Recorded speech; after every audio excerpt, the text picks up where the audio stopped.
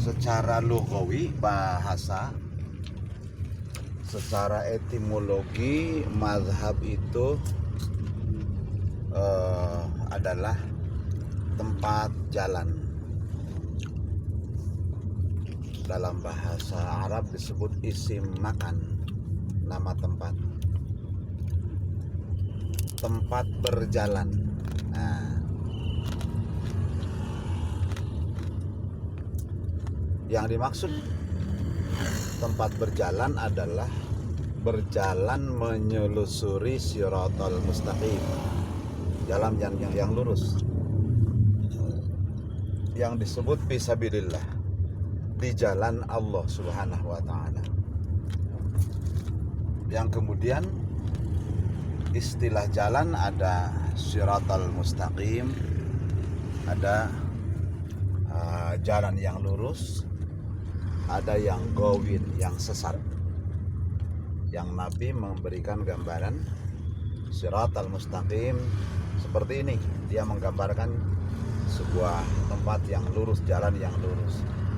Sedangkan yang disebut gawin, yang sesat, jalan-jalan yang bengkok di sekitarnya.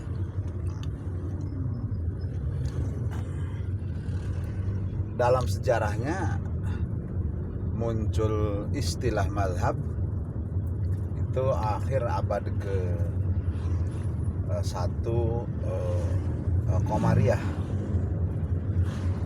Maksudnya Komariah dilihat dari peredaran bulan mengelilingi bumi, yang kemudian diketahui hitungannya 355 hari.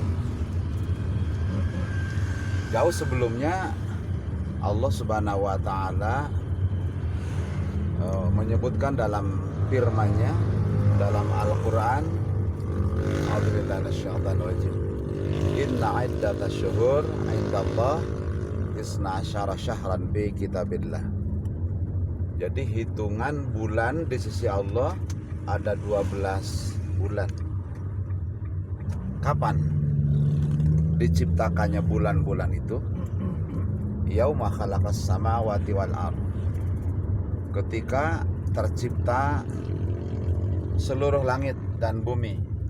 Jadi samawat dulu, langit dulu, baru ardi, baru bumi. Kalimatnya kalimat atop.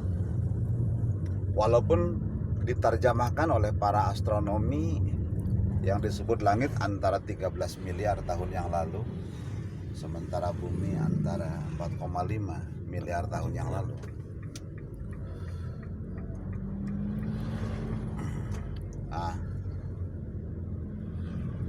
Kemudian dalam sejarahnya, karena nama bulan ini, dalam hal ini tahun, dibiarkan ini tidak disebut tahun pertama, tahun kedua, tahun ketiga.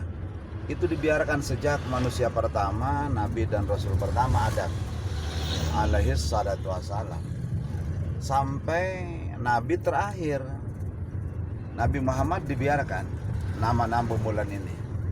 Walaupun kemudian bangsa Eropa menetapkan nama bulan Syamsiah, yang kemudian diambil nama-nama bulannya dari tokoh-tokoh mereka dan dewa-dewa mereka, yang kemudian orang Islam khusus di kampung menyebutnya itu bulan Batur. Padahal sesungguhnya itu bulan kita, karena dalam pelaksanaan salah satu ibadah zuhur, misalkan sholat zuhur, asar, maghrib, itu lewat peredaran matahari, bukan peredaran bulan. Maka peredaran matahari salah satu diantaranya untuk dijadikan standar tentang waktu sholat. Misalkan zuhur itu artinya ketika matahari ada di punggung kita, setelah zawal tergelincir sedikit ke sebelah barat, maka sudah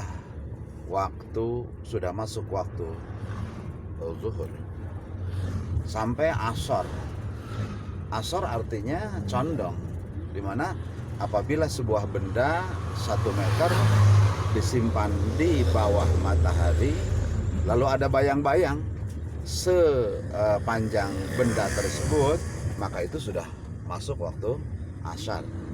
Jadi pada waktu itu standarnya waktu itu bukan dengan jam, tapi peredaran matahari. Begitu pula seterusnya.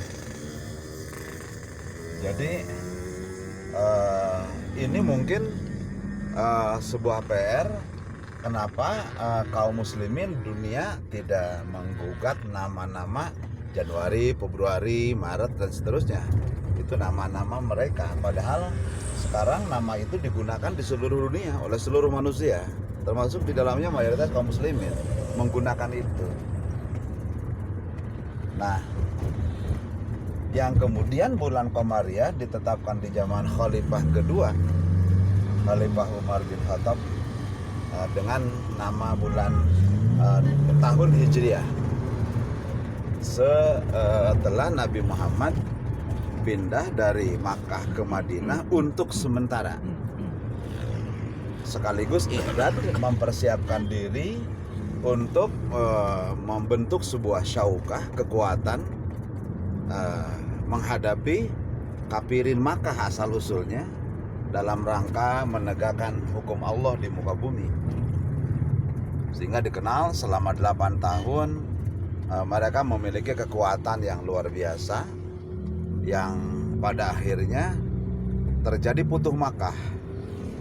Salah satu makna futuh adalah terbukanya kaum muslimin untuk menegakkan hukum Allah, pemilik alam semesta, di bumi Makkah, sebagai salah satu Ummul Qura setelah Madinah sebelumnya. Malah yang terkenal hari ini Ummul Qura adalah Makkah, artinya ibu kota. Padahal yang pertama sebagai Darussalam adalah Yasrib atau Madinatul Munawwarah.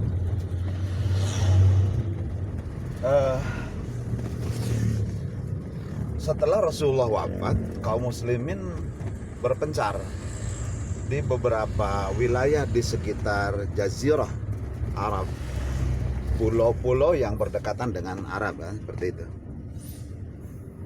Mereka semangat untuk menyebarkan syariat Islam. Sementara kaum muslimin pada waktu itu tidak setiap orang memahami syariat Islam, dalam hal ini Al-Quran dengan tarjamahnya, dengan tafsirnya, hadis dengan matannya, dengan syarahnya, dengan pemahaman yang baik. Maka saking semangatnya mereka menggabungkan diri di majelis ilmu yang kemudian disebut mazhab, yaitu yang populer pertama mazhab Hanafi, yang lahir antara tahun 80-an di Irak, yang kemudian dipimpin oleh Imam Abu Hanifah. Pada waktu itu hukum kedua Islam, hadis Nabi belum tercatat.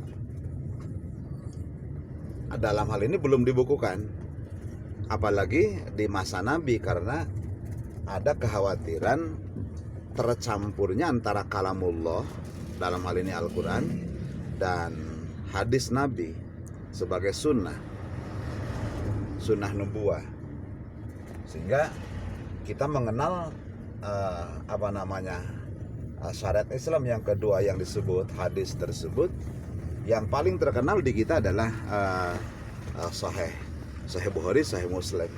Padahal mereka hidupnya di atas abad kedua, artinya setelah 200 tahun setelah Rasulullah wafat baru muncul pencatat hadis seperti itu. Walaupun sejak awal sudah ada pencatat, di antaranya Imam Malik, yang dikenal kitabnya namanya Al-Muwatta.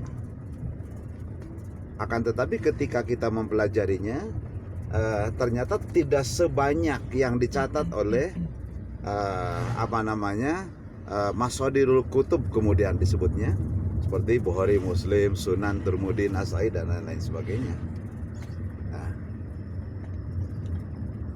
Oleh karena kaum muslimin sangat antusias untuk memelihara keimanan, keislamannya sebagai satu-satunya jalan yang disebut fisabilillah, yang disebut Siratal Mustaqim, sebuah akidah, artinya ikatan spiritual yang akan mengantarkan mereka ke dalam mardhatillah, keridhaan Allah, ke dalam surganya Allah Subhanahu wa taala. Maka mereka sangat antusias untuk hadir di majelis ilmu yang dipimpin oleh Abu Hanifah di Irak, yang kemudian disebut mazhab Hanafi. Sementara di tempat lain, dalam hal ini di Yasrib di Madinah, dipimpin oleh Imam Malik, yang kemudian mazhab Imam Malik. Begitu pula abad pertengahan kedua Hijriah, lahir mazhab Syafi'i di Makkah. Begitu pula Ahmad bin Hambal, generasi berikutnya yang tidak terlalu jauh dengan Imam Malik. Kemudian lahir berbagai macam ijtihad. Ijtihad itu adalah mengorbankan, memaksimalkan pola pikir untuk menghasilkan sebuah hukum yang kemudian produknya disebut ijtihadi, artinya pendapat yang tidak terdapat dalam Al-Quran dan hadis Nabi, karena hadis Nabi pada waktu itu belum tercatat tadi, sehingga mereka kesulitan untuk menjabarkan Al-Quran dengan hadis, yang kemudian disebut tafsirul ayat bil hadis, menafsirkan Al-Quran dengan hadis Nabi Muhammad Sallallahu Alaihi Wasallam. Dan itu sangat lama sekali munculnya mazhab tersebut, dan menyebar masing-masing ke berbagai macam wilayah di seluruh dunia pada akhirnya, bersamaan dengan menyebarnya syariat Islam, Al-Quran dan hadis Nabi. Nah, akan tetapi kesininya seolah-olah mazhab itu memiliki ajaran agama dalam bahasa lain yang berbeda. Misalkan mazhab Hanafi beda dengan mazhab Syafi'i. Begitu pula dengan gurunya, yaitu Imam Malik dan lain-lain sebagainya. Ini setahu saya adalah sebuah pandangan yang keliru. Nah, kenapa? Karena tokoh mazhab itu adalah mereka berusaha untuk memelihara iman Islam lewat kajian Quran dan sunnahnya. Kalaulah terjadi perbedaan dalam mengistimbat, artinya menetapkan sebuah hukum, salah satu diantaranya itulah produk ijtihad yang diperbolehkan dalam syariat Islam, sehingga Nabi menyatakan orang yang berpendapat benar sesuai dengan syariat, dia akan dapat upah, gaji, pahala 2. Apabila salah akan tetap dapat pahala 1. Kenapa? Karena tidak ada tujuan untuk salah. Tujuannya tetap benar, akan tetapi di tengah perjalanan terdapat kekeliruan, itulah ijtihad. Sehingga dikenal di dalam mazhab Syafi'i ada qaul jadid dan qaul qadim. Artinya kebijakan baru. Sebelumnya Imam Syafi'i mengeluarkan ijtihad yang berbeda dengan ijtihad sebelumnya. Jadi seolah-olah tidak konsisten terhadap sesuatu. Nah, sehingga muncul dalam istilah usul fikih bahwa al-hukmu taghayyaru bi taghyiriz zaman. Hukum syar'i yang membuat seseorang punya nilai iman disebut mukmin, mukminah, muslim, muslimah, dan seterusnya, muhsin, muhsinah, mujahid, mujahidah, manakala mereka disibghah jiwanya, dicelup jiwanya dengan syariat kebenaran yang absolut yang datang dari Allah dan Rasulnya. Nah, ijtihad tersebut terus berjalan, disesuaikan dengan situasi dan kondisi tadi, sehingga usul fikih yang menyebutkan al hukmu taghayyaru bi taghyiriz zaman wal makan wal ahwal, hukum syar'i selalu berubah disesuaikan dengan perubahan situasi dan kondisi tempat waktu. Misalkan dalam kondisi musafir, sholat yang 4 rakaat duhur asar itu ternyata berubah, bisa selain daripada dijamak, baik jamak takhir maupun jamak takdim, kemudian jumlah rakaatnya berubah, bisa 2 rakaat. Itu kemudian Rasulullah menyebutnya adalah rukhsah. Rukhsah artinya kebolehan, sekaligus keringanan. Nah, bagaimana kalau perjalanannya bukan pakai jalan biasa, sekarang pakai mobil atau pakai pesawat? Nah, itulah ijtihad. Dan muncul apabila pakai pesawat karena kita tidak dalam keadaan letih, lesu, tidak perlu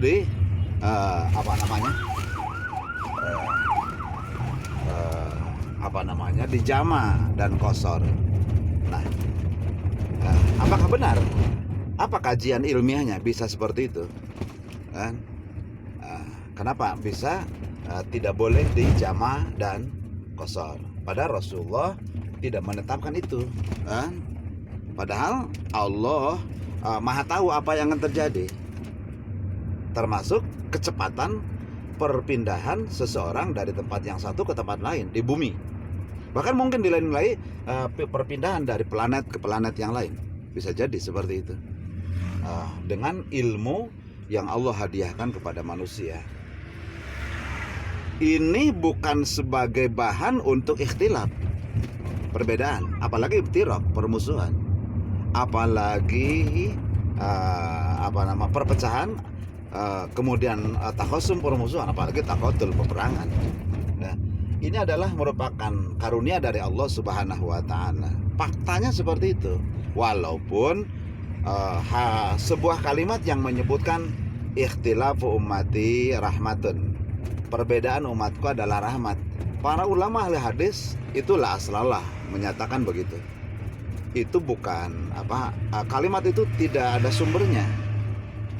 Artinya itu bukan hadis Nabi. Bukan hadis Nabi. Perbedaan umatku adalah rahmat. Itu di luar masalah ijtihadi, di luar mazhab. Karena logikanya apabila perbedaan adalah rahmat, lawan ikhtilaf itu adalah ittifaq, kebersamaan, wahdah, persatuan, ta'awun, saling tolong menolong, tanasur, saling bahu membahu, saling kebersamaan, berarti adalah laknat, ghair ma'qul, tidak masuk akal. Secara ilmu mantik tidak masuk akal. Apabila bersatu adalah laknat, lawan daripada perbedaan adalah perbedaan adalah laknat, persatuan adalah ikhtilaf adalah rahmat, ittifaq, kebersamaan, persatuan adalah laknat, tidak masuk akal. Sampai hari ini mazhab masih berlaku, masih pemahaman mazhab masih tetap berlaku, karena di satu saat manusia pindah ke bulan atau planet lain, tidak tahu waktunya, apakah itu bisa digunakan dua makhluk Allah yang disebut bulan dan matahari sebagai standar untuk menetapkan ibadah. Misalkan saum itu diawali dengan terbitnya hilal, artinya munculnya bulan pertama. Sedangkan iftarnya, bukanya, baik hari pertama, hari kedua, sampai hari terakhir, itu ditentukan dengan ghurubus syamsi, terbenamnya matahari, kan? Jadi kedua benda tersebut dijadikan alat untuk menentukan ibadah secara yaumiyah, kan? apabila di satu saat manusia pindah ke planet lain, bagaimana itu? Gitu kan? Artinya ijtihad masih tetap berjalan, gitu kan? Lebih jauh. Nah, ini kelihatannya kaum muslimin pada umumnya belum siap menghadapi perbedaan-perbedaan seperti itu. Maka di kita ada perbedaan sedikit, biasanya ngabalieur banget. Nah, kan? Subhanallah. Nah, ini dia manfaatkan oleh musuh. Apakah musuh bangsa, musuh negara, musuh agama, musuh ekonomi, bisa jadi seperti itu, untuk supaya mereka kaum muslimin tidak punya kekuatan, kan? Karena kalaulah ada tapi berkeping-keping, tidak ada nilai gitu. Sehingga Nabi menyatakan bahwa al-jama'atu rahmah, persatuan adalah rahmah, di mana unsur mobil ini tidak tahu, mungkin ada ratusan unsur, ratusan jenis, mulai daripada ban itu dan lain sebagainya, tidak ada yang sama mungkin antara satu dengan yang lain. Dengan kebersamaan ini bisa segera menyampaikan kita ke tempat tujuan, insyaallah. Nah, ini kelihatannya harus dipahami oleh kaum muslimin tentang khusus menyangkut masalah di luar ibadah yaumiyah. Karena ibadah yaumiyah seperti wudu, tayamum, salat, zikir, wirid, saum, zakat, haji, umrah, misalnya, itu udah tetap, udah abadi, selamanya seperti itu, kan? Selama seperti itu, dan itu pelaksanaannya sebentar dibanding waktu yang Allah sediakan kepada kita 24 jam satu hari misalkan. Artinya bab muamalah jauh lebih luas. Ini setahu saya yang belum digarap secara maksimal oleh mayoritas kaum muslimin, khusus rijaludinnya, tokoh-tokoh agamanya, sehingga ke depan bisa muncul apa yang disabdakan Nabi, al-Islamu ya'lu wa la yu'la alaih. Islam itu tinggi dan tidak akan ada yang menandingi kepada ketinggian Islam. Faktanya hari ini kaum muslimin di bawah dari sisi politik, dari sisi ekonomi, teknologi, misalkan seperti itu. Nah, ini kewajiban para pemikir, para intelek, para ulama, para profesor, doktor, dan kaum muslimin pada umumnya untuk segera bangkit menuju izzatul Islam wal muslimin, kemuliaan Islam dan kaum muslimin, sebagai perjalanan menuju ridho Allah Subhanahu wa taala. Alhamdulillah rabbil alamin.